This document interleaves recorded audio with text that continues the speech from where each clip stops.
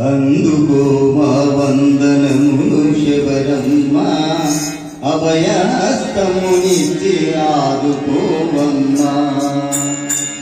అందుకో మా వందనములు శబరమ్మ, అభయహస్తమునిచ్చి ఆదుకోవమ్మా. అందుకో మా వందనములు శబరమ్మ, అభయహస్తమునిచ్చి ఆదుకోవమ్మా.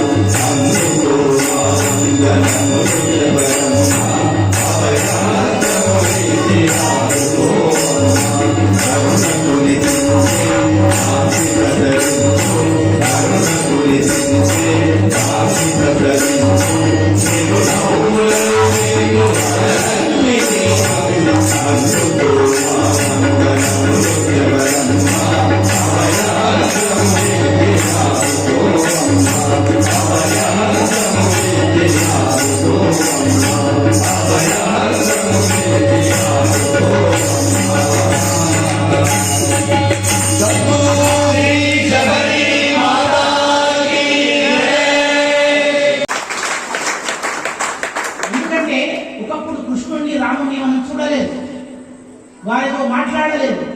వారు సాక్షాత్తు భగవంతుని యొక్క ప్రతినిధులు, భగవంతుడు నమ్ముకున్నటువంటి వాళ్ళు. ఇక్కడ ఆ అంశాలతో మన ముందు నిలబడి, మన ముందు మాట్లాడి, మనతో ఉంటూ ఇట్లా కృష్ణునితో అతని మిత్రులందరూ కూడా ఆడుతూ పాడుతూ అతని తల ఆ వెంట్రుకలు లాగుతూ అతని నోట్లో ఎంగిలి పెడుతూ అతని ఎంగిలి గుంజుకుంటూ సహచరులంతా కూడా ఉంటూ బ్రహ్మాది దేవతలు ఆశ్చర్యపోయి ఎక్కడి విష్ణువు ఎక్కడి చిన్నపిల్లవాడుగా మారి గోకులంలో ఇంత అద్భుతంగా చేస్తున్నాడు అని ఆ బృందావనంలో ఉన్న ఆటలను చూసి పరవశించిపోయారట. అట్లాగే తన లీలలు, అయ్యా లీలలు అంటే ఏమిటండి? ఏదైనా తక్కువని చెప్పి 100 రూపాయలు 1000 రూపాయలు తీసి ఇవ్వడమా? అదైతే అది ఇంద్రజాలం అంటాం దాన్ని. ఏ వ్యక్తి అయితే ఒక వ్యక్తికి స్పిరిచువల్ మోటివేషన్ అంటే ఆధ్యాత్మికమైనటువంటి శక్తిని ఇస్తాడో లేదా ఉపదేశం చేస్తాడో అటువంటి పూజనీయమైనటువంటి వ్యక్తులు గురువులు అవుతారు. అటువంటి సద్గురువు ఎవరి మాట. గురువు ఏమి అంతం చేస్తాడు అంటే అజ్ఞానాన్ని అంతం చేస్తాడు. అజ్ఞానం ఏమి చేస్తుంది? తమో గుణం. అజ్ఞానం వల్ల మనిషికి అహంకారము, మమకారము, రాగము, ద్వేషము ఇటువంటి దరిద్రమైనటువంటివన్నీ కలుగుతాయి. అజ్ఞానం పోయిన తర్వాత జ్ఞానం కలిగినటువంటి వాడికి ఈ ప్రపంచంలో ఏది వేరుగా కనిపించదు, అంతా తానే కనబడుతుంది, అంతే తానే అయిపోతారు. అటువంటి మహా ఉన్నతమైనటువంటి ఆశ్రమంలో అడుగుతూ ఉండేవారు, ఆశ్రమానికి పోతే ఏమవుతుందండి? మాకేమైనా చాలా సమస్యలు ఉన్నాయి, తీరుతాయా? మాకేమైనా వ్యాపారంలో లాభం కలుగుతుందా? లేకపోతే ఏమైనా ఉద్యోగం వస్తుందా? ఈ లౌకికమైన విషయాలు, ఈ లౌకికమైన విషయాలు అమ్మగారి దగ్గర ప్రస్తావించవలసిన అవసరమే లేదు. అవి చేయడానికి చాలా మంది ఉన్నారు. కానీ ఇక్కడికి వచ్చినటువంటి వాళ్ళకి మనశ్శాంతి కలుగుతుంది అని చెప్పారు. మనశ్శాంతి కలిగితే ఏమన్నా మన పైసలా అంటే, కోట్ల రూపాయలు ఉన్నటువంటి వాడు ఆశ్రమానికి ఎందుకు వెళ్తున్నాడయ్యా? పేదవాడు మాత్రమే వెళ్ళాలి. కోట్ల రూపాయలు ఉన్నవాడు కూడా వస్తూ ఉన్నాడు. 100 కోట్లు ఉన్నవాడు కూడా పెద్ద పెద్ద ఆశ్రమాలకు వెళ్తూ ఉన్నారు. ఎందుకు వెళ్తున్నారు? అయ్యా నేనేమైనా కట్టిస్తాను అంటున్నాడు. ఎందుకు అంటున్నారు? నేనేమైనా కట్టిస్తాను అంటున్నాడు. నా వస్తువు ఏమన్నా మీరు వాడుకోండి అంటున్నాడు. ఎందుకు అంటే అతనికి ఆధ్యాత్మికమైనటువంటి విద్య లేదు. దానికోసం ఆ మనశ్శాంతి కొరకు, ఆ స్థితి పొందడం కొరకు వెళ్తూ ఉన్నాడు.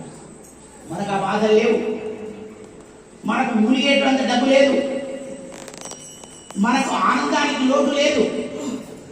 అందుకే ఒక మాట చెప్పాడు, అచ్చపు చీకటింబడి గృహవ్రతులై విషయ ప్రవిష్టులై చచ్చుచు పుట్టుచున్ మరల చెరువిత చెరువణులైన వారికి చిచ్చెర పుట్టునే పరులు చెప్పిననైనా నిజేచ్ఛనైనా ఏమిచ్చిననైనా కానలకు ఏగిననైనా హరిప్రబోధముల్. హరిప్రబోధాలు ఆ విష్ణుమూర్తి యందు కలిగేటువంటి భక్తి. ఇప్పుడు మనం హరిని స్తుతించాలి అని అన్నాడు. ఎందుకంటే అదే మాట ప్రహ్లాదుడు కూడా అదే చెప్పాడు. ఎందుకు అని అంటే ఎవడి జన్మ సార్థక